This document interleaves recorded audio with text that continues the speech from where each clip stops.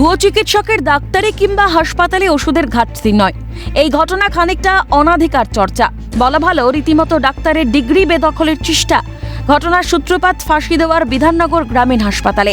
বিগত 2 বছর ধরে এই হাসপাতালে চিকিৎসকের অভাব, আর এবার চিকিৎসকের অভাবে আয়ুর্বেদিক চিকিৎসক করছেন অ্যালোপ্যাথি চিকিৎসা। আউটডোরে বসে নির্দ্বিধায় প্রেসক্রাইব করছেন অ্যালোপ্যাথি ওষুধ।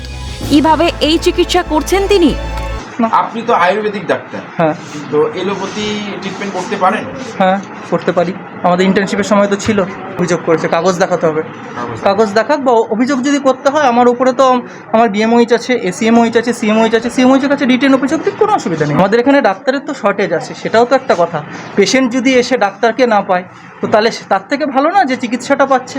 যে বাচ্চারা এত ছোট বাচ্চা জ্বরের মধ্যে কিরকম কোঁকড়াচ্ছে, বাচ্চা আয়ুর্বেদিক ডাক্তার এলোপ্যাথির ওষুধ দিচ্ছে তো ভয় পাবে না? কোনো গ্যারেন্টি আছে? ও গ্যারেন্টি দিতে পারবে যে আমার ওষুধ খেয়ে ভালো হয়ে যাবে?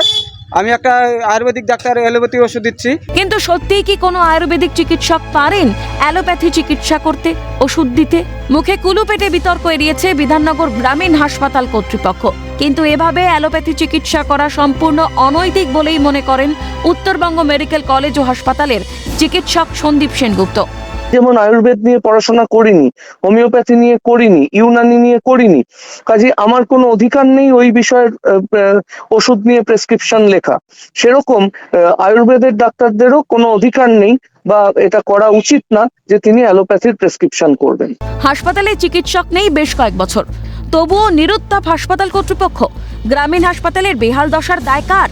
সাধ্য নেই, সামর্থ্য নেই, তাই ভরসা একমাত্র গ্রামীণ হাসপাতাল। সেখানেও চিকিৎসা বিভ্রাট হলে আর কোথায় যাবেন চিকিৎসার জন্য? রোগ সারাতে গিয়ে অযথা দুর্ভোগী কি আমজনতার ভবিতব্য? পিকায় ঘোষের রিপোর্ট, ক্যালকাটা নিউজ।